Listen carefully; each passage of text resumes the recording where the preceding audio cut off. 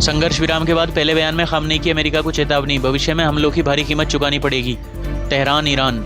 Israel के साथ 12 दिनों तक चले संघर्ष पर लगे अमेरिकी मध्यस्थता वाले युद्ध विराम के बाद अपने पहले सार्वजनिक संबोधन में ईरान के सर्वोच्च नेता अयातुल्लाह अली खामनेई ने गुरुवार को संयुक्त राज्य अमेरिका को कड़ी चेतावनी जारी की।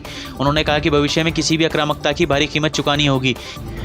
ये पहले से रिकॉर्ड किया गया वीडियो संदेश था जो तीव्र सैन्य टकराव के दौरान खामनेई की चुप्पी के बाद आया है। खामनेई ने कतर में स्थित अल उदैद एयरबेस पर ईरानी जवाबी मिसाइल हमले का जिक्र करते हुए घोषणा की, इस्लामिक गणराज्य ने अमेरिका के मुंह पर एक जोरदार तमाचा मारा है। ये एयरबेस इस क्षेत्र में अमेरिकी सैन्य अभियानों का एक प्रमुख केंद्र रहा है। उन्होंने जोर देकर कहा कि ईरान ने प्रमुख अमेरिकी केंद्रों पर हमला करने की अपनी क्षमता साबित कर दी है और चेतावनी दी, इस तरह की कार्रवाई भविष्य में भी दोहराई जा सकती है। ये हालिया संघर्ष 13 जून 2025 को इजरायली हवाई हमलों के साथ शुरू हुआ था, जिसमें ईरानी परमाणु सुविधाओं को निशाना बनाया गया था। स्थिति तब और बिगड़ गई जब संयुक्त राज्य अमेरिका ने भी ईरान के 3 परमाणु ठिकानों पर हमले किए। 12 दिनों की शत्रुता मंगलवार 24 जून 2025 को लागू हुए युद्ध विराम के साथ समाप्त हुई। अपने संबोधन में खामनेई ने इजरायल और संयुक्त राज्य अमेरिका दोनों पर जीत का दावा किया। उन्होंने तर्क दिया कि अमेरिका ने केवल इजरायल के पूर्ण विनाश को रोकने के लिए हस्तक्षेप किया था।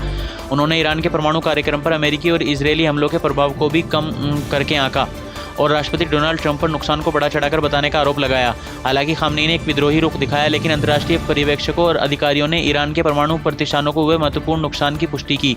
अंतर्राष्ट्रीय परमाणु ऊर्जा एजेंसी IAEA के निदेशक राफेल ग्रोसी ने क्षति को बहुत विचारणीय बताया।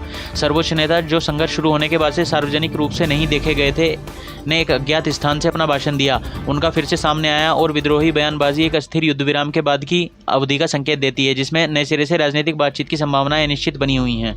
To know any aggression against the Islamic Republic of Iran will have a dear cost, a big and high price.